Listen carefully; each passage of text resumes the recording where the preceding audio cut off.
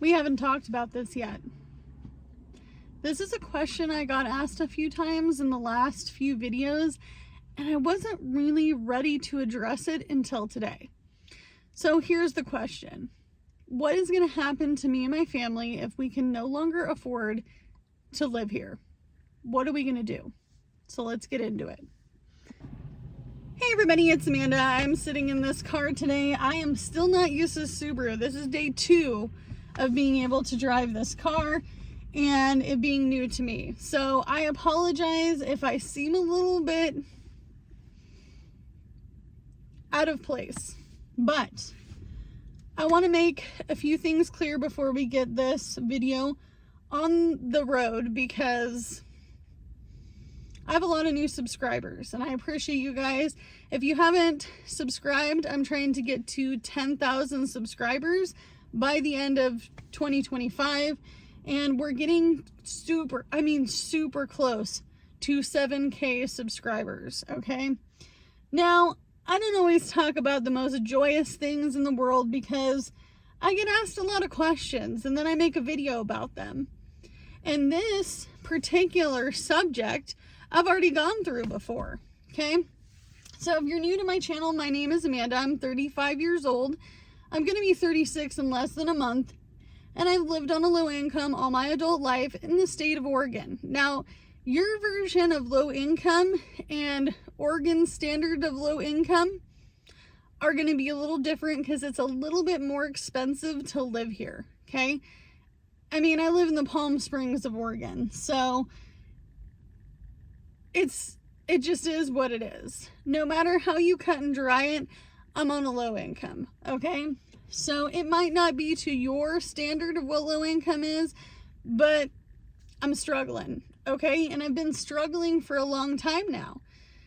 If you are new to my channel and you do not know, about 6-7 years ago now, I began my first and most crazy roller coaster ride of being homeless that I've ever lived. And I was homeless for quite a few years.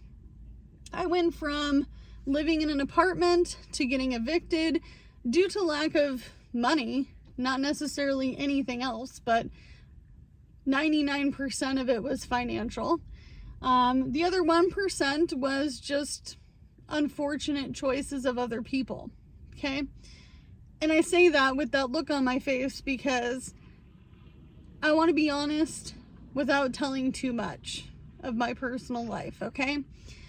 So that little 1% mattered a little bit, but the moral of the story is I was evicted due to lack of payment, okay? And I got really close to having that money at like $226 or $28, close to getting that rent payment paid.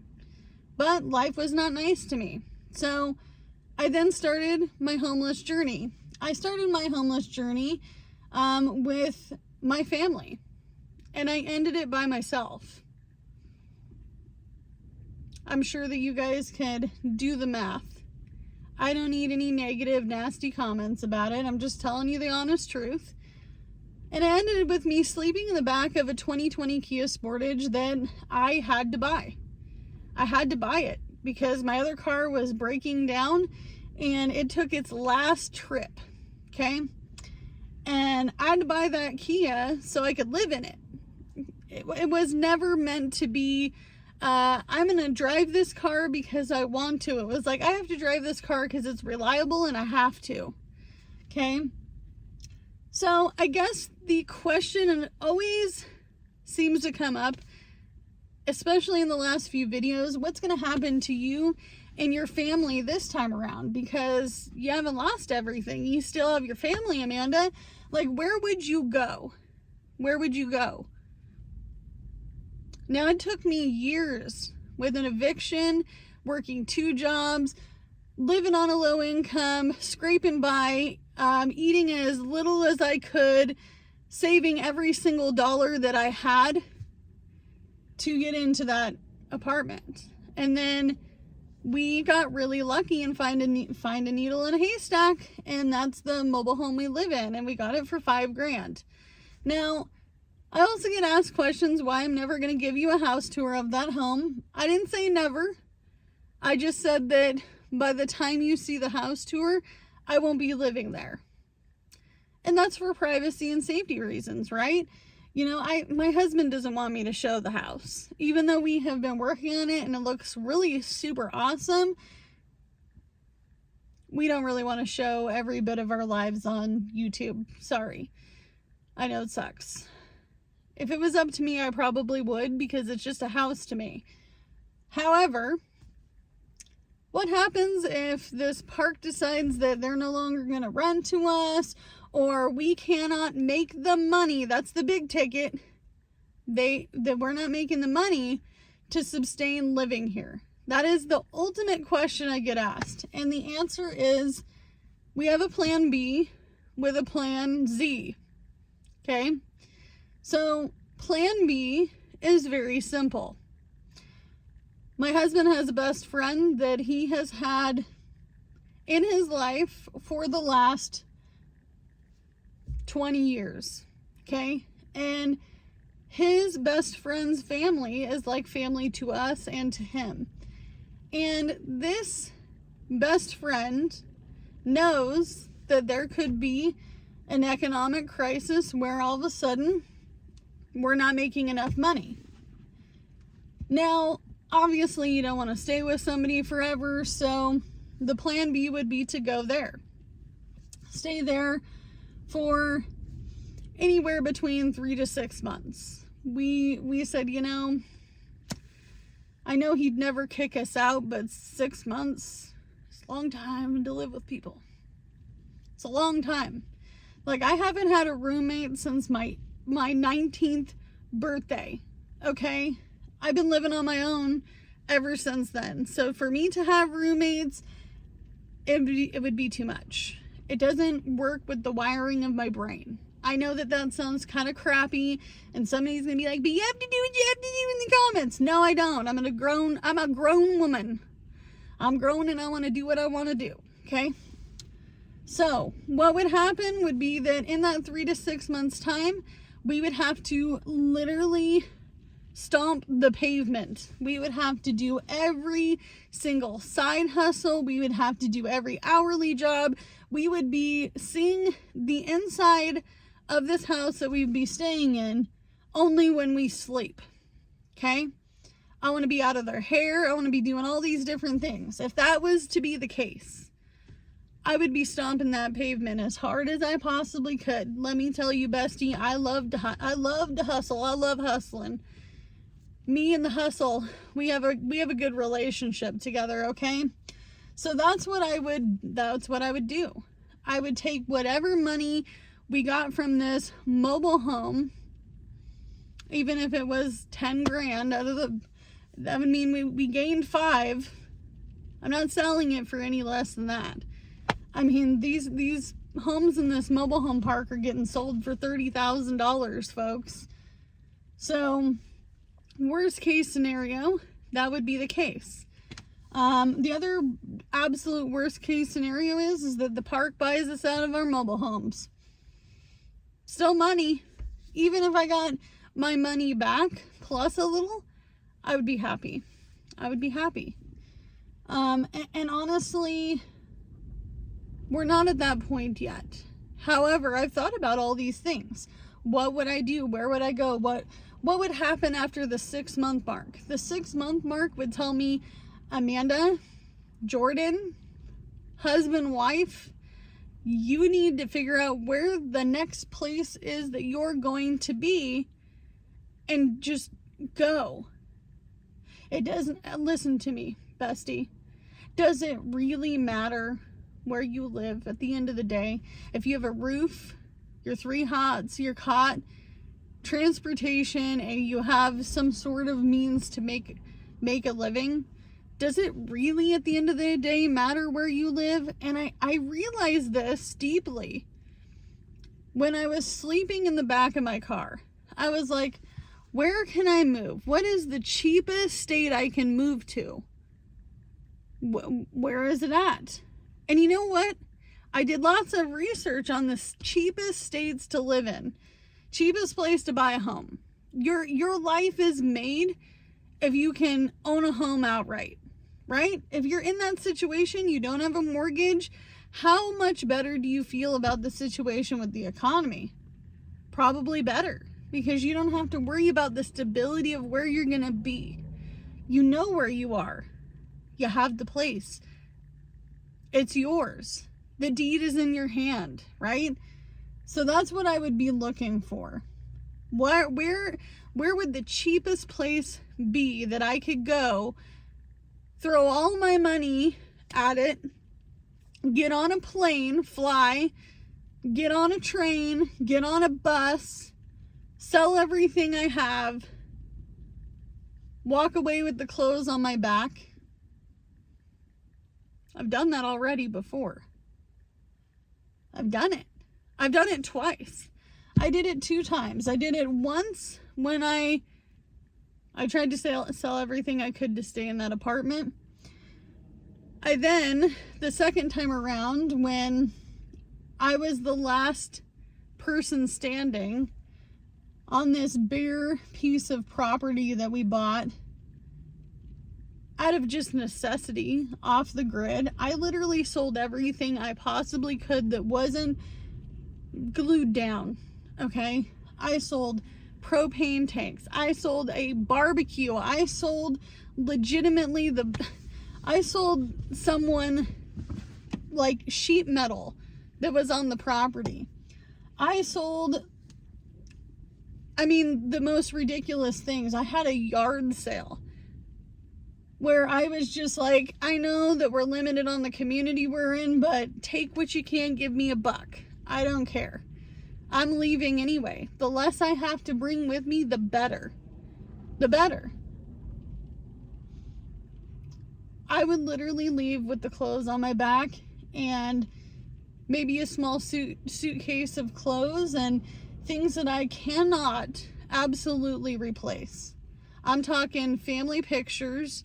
I'm talking memorabilia within reason.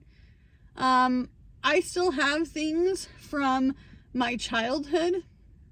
Not a lot, but some that I'd like to keep as a keepsake for myself. You could get a storage unit, come back for some stuff, but really, I can get all this stuff that I have now, which was mostly free to me thanks to leftover yard sales, Craigslist freebies, pick up this couch. I could do all that for very, very cheap. Again, I'm going to always find more dishes. I'm going to always find towels. I'm going to always find the ability to replace a bed. I've done it a lot in my adult life. And not only when I was homeless, or most recently in a couple of moves between the apartment and the manufactured home, I legitimately have moved a lot in my adult life. Because when you're on a low income, you just get used to it. That apartment got too expensive. Okay, let's go to the next. And honestly, you guys, you can start over with nothing. With nothing if you had to. Is it comfortable? Do you like it? No, nobody likes it. But it would be the journey to find the most cheapest place I could possibly live, make it sustainable, and go. And go. It doesn't even have to be perfect. I live in less than a perfect house now. My apartment was less than perfect. The apartment I got evicted from, it needed some work. Doesn't have to be perfect. I've lived in some really ghetto apartments, you guys. So if I can fix that up, I can fix up anything. Really. Really. And I have a lot more skills now than I ever did before. And a lot of knowledge of things that I should or should not do with my home. Things that I was like, I would never do that again. And things that I was like, I could do that better.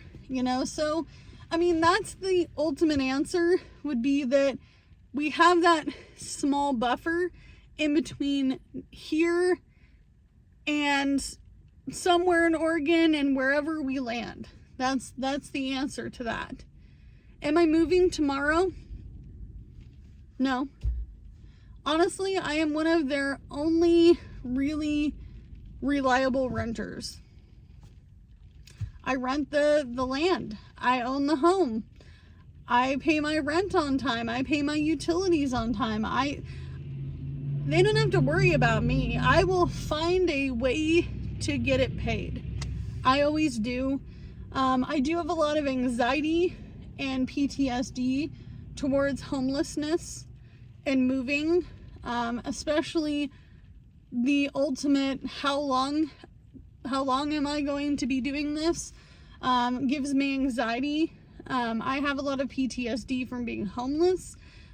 Please don't ask me personal questions down below. Where was this? Who was this? When was this?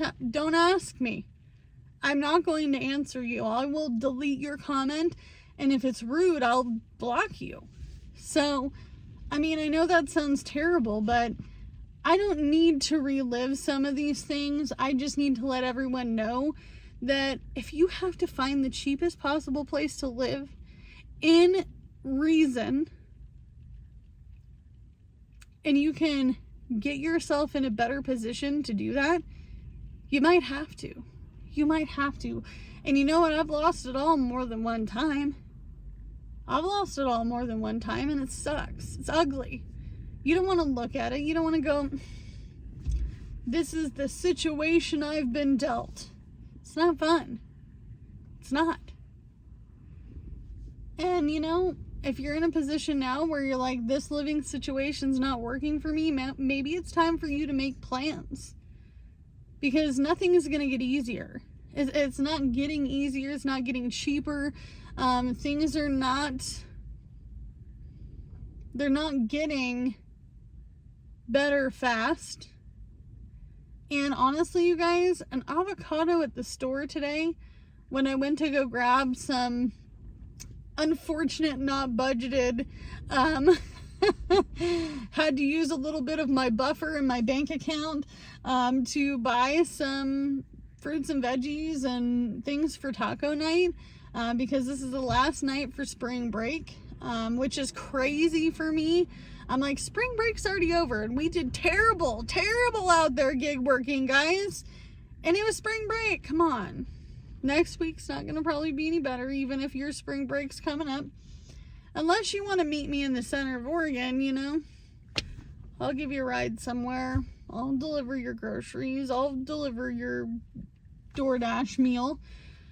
I do start my driving job next week, which I'm happy about. But I mean, like, an avocado, you guys. An avocado was $1.50. $1.50. $2.49 for the big avocados. And tomatoes are $3.49 a pound. $3.49 a pound for tomatoes. Yeah. A gallon of milk is over $5 here. Eggs, $8.99. $8.99, you guys. Crazy to me. I gotta get on the road. I gotta do my thing. Gotta go make some savings money, otherwise that plan I talked about might have to happen. I don't want it to happen yet. I'm not ready. I'm not ready. So, you know, you can only do what you can with what you got, because it's all you have to work with. And, you know, if you're piling up some money, now is the time to do it. That way, if you can't do any of the things that I suggested or things that I talked about, that you have a buffer. So, see you guys in the next one. Bye, guys.